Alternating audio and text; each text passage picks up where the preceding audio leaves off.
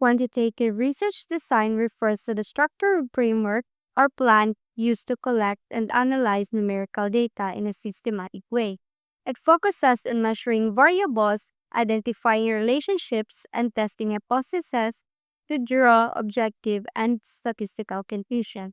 In simple words, quantitative research design is a structured approach to collecting and analyzing numerical data to measure variables, identify patterns or relationships, and test hypotheses using statistical methods. Quantitative research design differ based on purpose, manipulation, and methods. Experimental research design is a method used to determine the cause and effect relationships between variables. In this design, the researchers manipulate one or more independent variables, the cause, and observes their effect on a dependent variable, the outcome, while controlling other factors to minimize bias.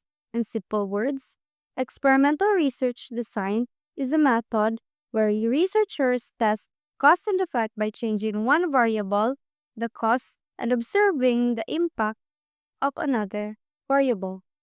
The key element of experimental research design are control, manipulation, randomization, independent variable, and dependent variable. Quasi-experimental research design is a type of research that examines cause and effect relationships, similar to experimental research. But it lacks random assignment of participants to groups. Instead, pre-existing groups or conditions are used, making it less controlled than a true experimental design.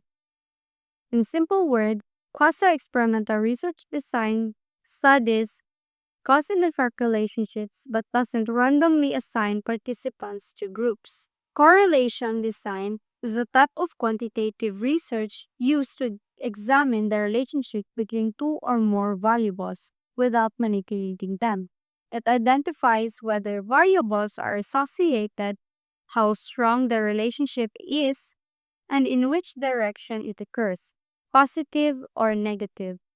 In simple words, correlation research design looks at the relationship between two or more variables to see if they are connected, how strong the connection is, and whether it's positive or negative. Positive correlation. In a positive correlation, as one variable increases, the other variable also increases. Or as one decreases, the other also decreases. In negative correlation, in a negative correlation, as one variable increases, the other variable decreases, or vice versa. Descriptive research design is a quantitative research method that involves collecting and analyzing data to describe a phenomenon. Population or situations is often used to identify characteristics, trends, frequencies, and categories. Three most common types of descriptive research.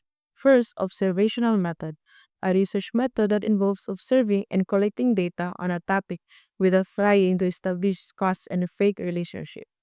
Second, case study method, a research method that provides a detailed description of a specific event, situation, or phenomenon. Third, survey research, a quantitative method that uses surveys to describe the characteristics of phenomena. Survey, a method of collecting data by asking a set of questions to a sample of people.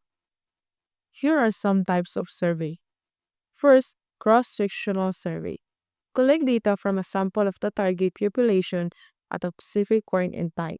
Second, descriptive survey research, a structure, a pre-planned type of survey research that is largely observational and is ideal for gathering numeric data. Third, email survey, a modern approach to data collections that uses email addresses stored on client databases to distribute questionnaires. Casual comparative, quantitative research methodology that identifies cause and effect relationships between variables. First, goal, to determine if one thing changes affects another thing and why. Second, variables, involves two or more views with representative variables where one is dependent and the other one is independent. Third, individuals. Individuals or entities are not selected randomly. for independent variables. Independent variables are not manipulated. Hi everyone, my name is Kimberly DUMAOG, and now I will discuss to you about the sample procedures for quantitative research. Quantitative research relies on structured procedures to collect and analyze numerical data. And here are the procedures or steps of this. Defining your research questions. Start with a clear questions. Next, identify your variable, like independent variable or dependent variable. Independent variable is when it uses social media, while the dependent variable is for self-esteem. Next one is choose your research design. Select a design that fits your question, like surveys. Ask lot of people the same question. Next one is develop your instruments. Create some survey questions. Make sure they are valid and reliable. This means they accurately measure what you want and give consistent result. After that, collect your data. Make sure your data is accurate and complete. And the last one, analyzing your data. This is important for the research to get your data. To get your data, use the statistical method to find patterns in the numbers. Use software to help analyze the data and interpret your findings. Now let's move to our next discussion, which is probability sampling. It is used in research to make sure your sample is representative of the whole population you're interested in. Here are some common types of probability sampling. The first one is simple random sampling. This is like randomly selecting people from a list, giving everyone an equal chance. Next is stratified random sampling. Think of divide the population into groups and then randomly selecting people from each group. This ensures your sample reflects the population of those groups in the overall population. Next is cluster sampling. Instead of picking individuals, you pick groups like school or neighborhoods, and then study everyone in those groups. This is useful when your population is spread out of geographically. Next is systematic sampling. You pick every ninth person from a list. You might pick every 10th person in the voters registration list. And now if you ask why is this important? Because probability sampling helps you generalize your findings, reduce bias, increase the reliability of your research, and it gives you more confidence in your findings. Greetings, everyone. I am Nicole S. LANZADERAS, and today we are going to be tackling non-probability sampling. So, what is non-probability sampling, you ask? Well, non-probability sampling is a sampling technique where not all population members have an equal chance of being selected. Unlike probability sampling, this approach doesn't use random selection techniques. In simple terms, this kind of sampling is a subjective selection process.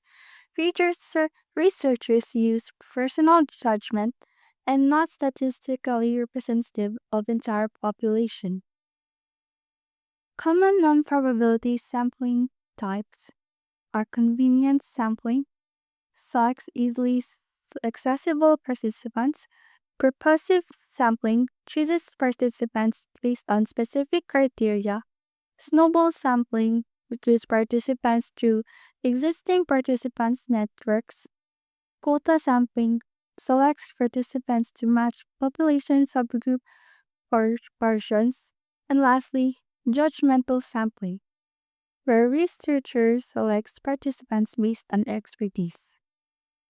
Non-probability sampling has its ups and downs, where its advantages are cost-effective, less time-consuming, useful for exploratory research.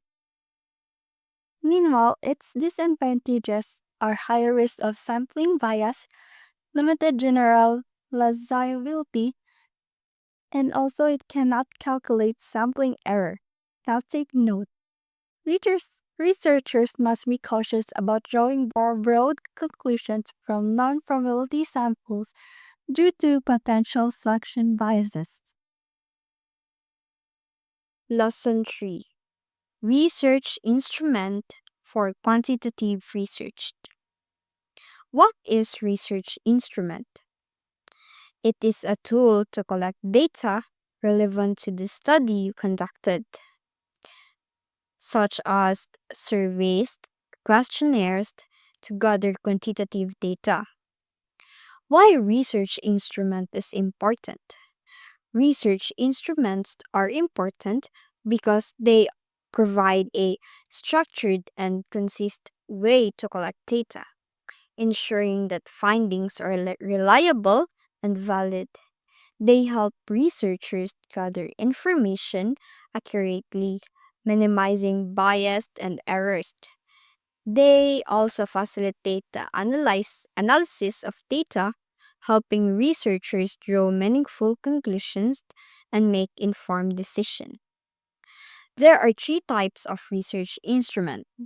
First is a demographic forms, second is performance measure, third is attitudinal measures, four is behavioral observation, and lastly is factual information. First, we will talk about the demographic forms. Demographic forms is a specialized tool to gather specific details about individual. It requires users to fill in their names, contact details, and other personal data such as birth date, gender, marital status, ethnicity, and the languages they communicate in. Example like this. This is the example of demographic form. First is age, second is gender, third is civil status, and lastly is the nationality. Second is the performance measure. Performance measures are used to assess or rate an individual's ability, such as achievement, intelligence, aptitude, or interest. Third is the attitudinal measures, used to measure the individual's attitude and opinions. Fourth is behavioral observation. It is used to record individual behaviors, most used when researchers want to measure an individual's act behavior. And lastly, the factual information. Factual information, it is a documents or viewed to determine details of the documents of the participants, including as publicly accessible documents. The quality of a research instrument. Here are some other factors to consider when assessing the quality of research instrument. Reliability, the extent to which the result are the population being studied. A reliable research instrument can be reproduced under similar methodology. Measurement range, the range of values that the instrument can measure. Sensitivity, how sensitive the instrument is to changes. Precision, how precise the instrument is. Accuracy, how accurate the instrument is. Resolution, the resolution of the instrument. Durability, how durable the instrument is.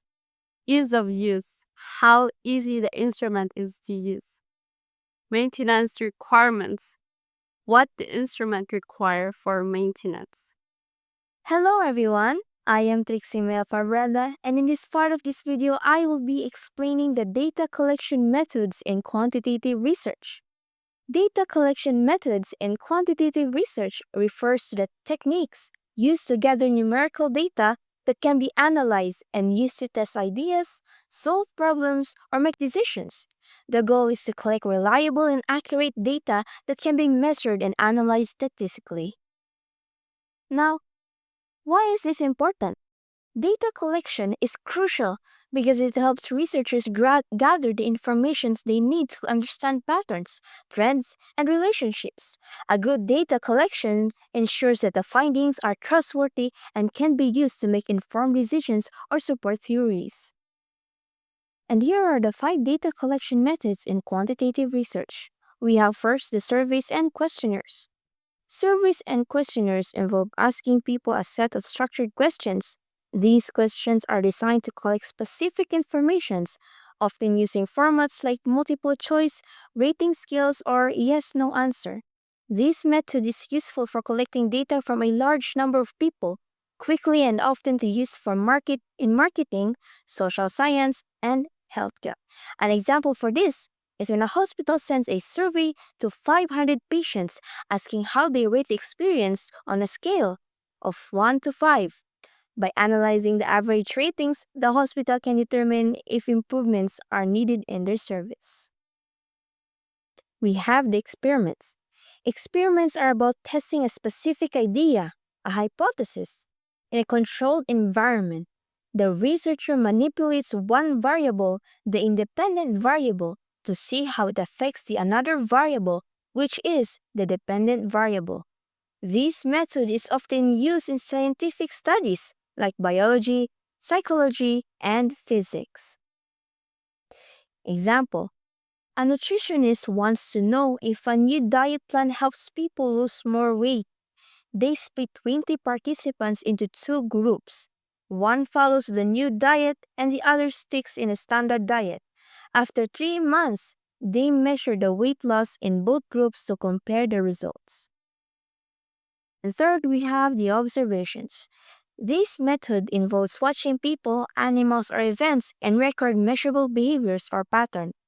Quantitative observation focus on numbers, such as frequency, duration, or quantity, rather than opinions or feelings. This method is useful when direct questioning isn't possible, like in a traffic study or animal behavior research. Example: a researcher studies children's behavior in a playground. They count how many children use the swing slide or climbing frame during a 30-minute period to identify which play equipment is most popular. And fourth, we have the secondary data analysis. Secondary data analysis involves using existing data that has already been collected by others.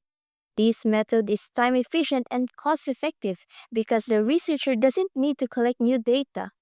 The data often comes from sources like government records, company reports, or public database.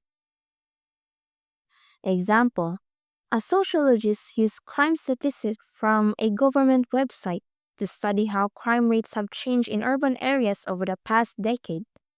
They don't collect new data but analyze existing numbers to identify trends. The last one, we have the tests and assessments. Tests and assessments are structured tools used to measure knowledge, skills, abilities, or characteristics. These tools are often standardized, meaning they are consistent and reliable across different groups. They are commonly used in education, psychology, and employment. Example: a teacher gives a math test to their students to evaluate how well they've understood fractions. The scores are then analyzed to identify students who might need extra help. Evaluating research involves assessing the value, relevance, and significance of a research project. It can also include examining the research process and findings. Here are some things to consider when evaluating research. Research purpose. How will the research addresses its intended purpose. Methodology, the methods used to collect and analyze data. Data quality, the accuracy, relevance, and credibility of the data sources. Bias, whether the data is biased. Outcomes, whether the research achieved its intended outcomes. Once again, I have returned. And now for the last topic of this video, I will be explaining the 3 steps of the quantitative data analysis. First, what is the quantitative data analysis? To put it simple, quantitative data analysis is the process of studying and understanding numbers. It helps you understand the information by finding patterns, trends, and connection between different factors using math and statistical methods. Now, for the steps. We first have the scales of data. In the scales of data, we first have the nominal scale. The nominal scale is the simplest level of measurement and involves data that can only be categorized into groups or labels without any ranking or order. Nominal data is purely descriptive and doesn't show any quantitative relationship between categories. Example: imagine a survey asking people about their favorite sport. The options are football, basketball, tennis, and swimming. In this case, the data groups people into sports categories. You cannot say football is greater than basketball, as there are no ranking or quantitative value. Second, we have the ordinal scale. The ordinal scale organizes data into categories that have a meaningful order or ranking. However, the intervals between the ranks are not equal or known. While you can compare items based on their position, you can't quantify the difference between them. Example: a customer satisfaction survey asks, "How satisfied are you with our service?" And in their survey shows a scale from 1 to 10, 1 being very dissatisfied, 2 dissatisfied, 3 neutral, 4 satisfied, and 5 very satisfied. In this case, you can rank the responses. However, the difference in satisfaction between neutral and satisfied may not be the same as between satisfied and very satisfied. We have the interval scale. The interval scale is more advanced measurement level. It organizes data into ordered categories with equal intervals between values, allowing you to measure the exact difference between them. However, it does not have a true 0 point. 0 doesn't mean none. Lastly, the fourth one, ratio scales. The ratio scales is the highest level of measurement. It has all the features of the interval scale, ordered categories and equal intervals, but it also has the true 0 point. This means 0 indicates the complete absence of the measured property, allowing meaningful ratios and comparisons. Example: imagine measuring the weight of objects. Bag A weighs 0 kilograms, which means there's no weight. Bag B weighs 5 kilograms, and bag C weighs 10 kilograms. In this, the difference between 5 kilograms and 10 kilograms is measurable and meaningful, and 0 kilograms represents no weight at all. Descriptive statistics are methods used to summarize and describe the main features of a dataset. They help us understand the basic characteristics of data by providing simple calculations that describe the central tendency, variability, and distribution of the data. The key types of descriptive statistics include: number 1, measures of central tendency, which are mean, the average value, median, the middle value, and mode, the most frequently occurring value. Number 2, measures of variability, which are variance, standard deviation, the square root of variance, which indicates the scatteredness of data, and then range.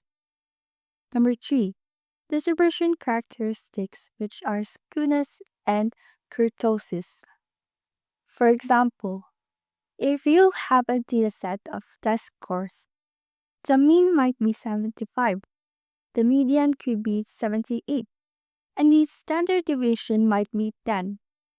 These statistics give you a quick understanding of the overall performance and variation in scores. Now next is inferential statistics, which allows researchers to draw conclusions about the larger population based on a sample of data. Unlike descriptive statistics, which simply describes the data you have, inferential statistics help you make predictions, test hypotheses, and generalize findings beyond the immediate dataset. The key components of inferential statistics involves number 1, population versus sample. Number 2, hypothesis testing, which involves null hypothesis and alternative hypothesis. These statistical tests help determine whether to reject the null hypothesis. Number 3, common statistical techniques, which are t-tests, analysis of variance, regression analysis, and chi-square tests. Number 4, probability and confidence, which includes p-value, confidence intervals, and significance level. Number 5, the key principles are sampling, random sampling, and statistical significance.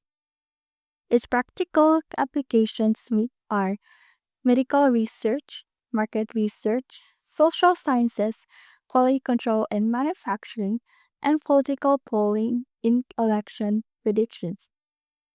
One of the examples of inferential research is that a researcher might use a t-test to determine if a new teaching method significantly improves student test scores, or a pharmaceutical company might use inferential statistics to prove the effectiveness of a new drug. The power of inferential statistics lies in its ability to move beyond describing what has happened to making educated predictions about what might happen in broader contexts. Hypothesis testing. Hypothesis testing allows research to test their assumptions. Two types of hypothesis. First is null hypothesis and alternative hypothesis. The null hypothesis is a fundamental concept in statistics used in hypothesis testing. It represents a statement or default position that there is no effect, relationship, or difference between groups or variables being tested. While the alternative hypothesis, it represents the statement or assumptions that there is a significant effect, difference, or relationship between variables or groups being tested. The alternative hypothesis is what researchers typically hope to prove or support through their data analysis.